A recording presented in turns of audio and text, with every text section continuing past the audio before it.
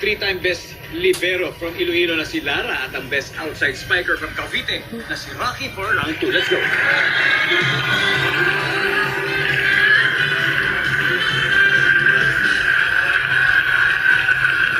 Okay, champs. Ready, champs? Kamay sa mesa.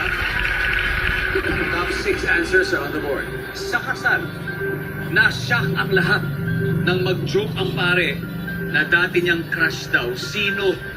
Go! Lara. Yung bride. Baka siguro kang klase ng elementary, yung bride. Pare mo, nandiyan ba yan? Yung bride. Top answer. Lara, pass or play? Play po. We'll play the second round.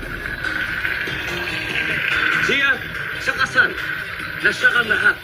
Ni-reveal ng pare, nag-joke siya. Dati daw niyang crush, sino? Yung bisita. Sino sa mga bisita? Kamag-anak, isa sa kamag-anak, nandiyan ba yan? Vanessa, sa kasal, na-shock ang lahat. Si father, nag-joke, dati daw niyang crush, sino? Yung groom.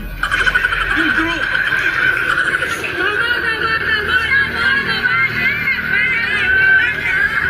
Bromance, siyempre, bromance. Kaya nga joke eh, di ba? Like joke. Nandiyan ba, si? Si Diel, sa kasal, nasyak ang lahat. Nag-joke si father, sabi niya, alam mo, dati kong crush si ano, si? Yung pinsa. Pinsan. Yung kasal. Lalaki o babae? Pinsan ng babae. Pinsan ng babae. President of the bride. Nandiyan ba yan? Boys! Padel, Lara, sa kasal, si father nag-joke. Sabi niya, alam niyo, dati kong crush si... Mother ng bride. Mother of the bride. Survey. Na-expect ko nandun yun. Blazing Spikers.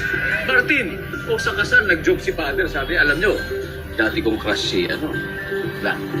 Yung kaibigan ng ng lalaki. Kaibigan ng lalaki, yung best man. Chris. Siguro same answer, kaibigan din mo. Kaibigan ng groom. Yung driver ng bride. Yung driver ng bride. Okay? Okay. Ang dami naman po pwede, di ba? Remark, sa kasal na siya lahat dahil nag-joke si father, sabi niya. Dati kong crush si... Yung driver.